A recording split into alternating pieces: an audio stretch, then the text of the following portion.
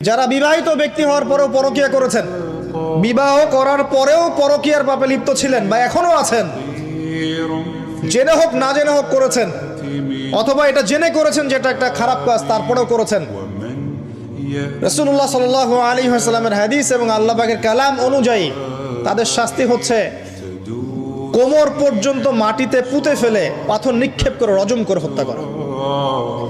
Islamic যদি কোনো রাষ্ট্র থাকতো বা এটা যদি হতো বা এটা যদি ইমামুল মাহদির যুগ হতো বা ওমর রাদিয়াল্লাহু আনহুর যুগ হতো, তাহলে এই শাস্তির বাইরে আপনি চলতে পারতেন না যদি এটা প্রমাণ হতো।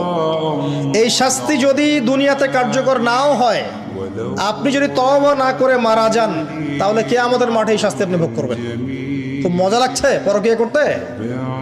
সকালে একটার সাথে, দুপুরে একটার সাথে, আজকে একজনের সাথে রাত কাটান, কালকে আরেকজনের সাথে রাত কাটান, খুব মজা পাচ্ছেন। রাত্রেবেলা মদ খান আর হোটেলে রাত কাটান, সকালবেলা আবার অফিসে যান। আমাদের শহরের এগুলা কালচার কোত্থেকে আসলো? এই শহরকে পবিত্র করবে কে এবং এই শহরের আসল রূপগুলো স্পষ্ট করবে কারা?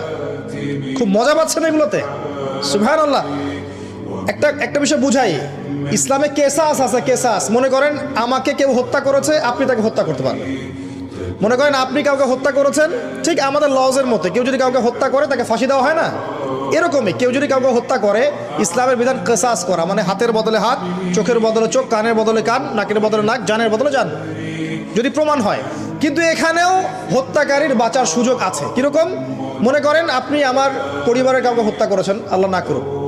এখন আপনি এসে আমাকে ক্ষমা চাচ্ছেন যে আমার ভুল হয়ে গেছে, আমি রক্তপণ দিব, আমাকে মাফ করে দেন।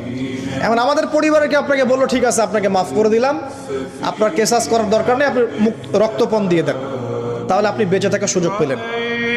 কথা বুঝতে পারছেন?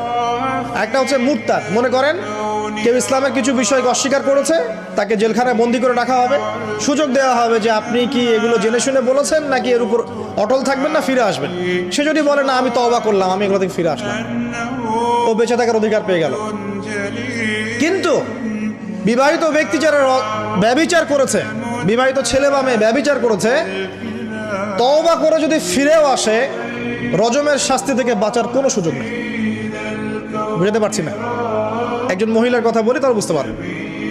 এটা একজন মহিলা সাহাবীর ক্ষেত্রেও হয়েছে, একজন পুরুষ সাহাবীর ক্ষেত্রেও হয়েছে। আচ্ছা, পুরুষ সাহাবীর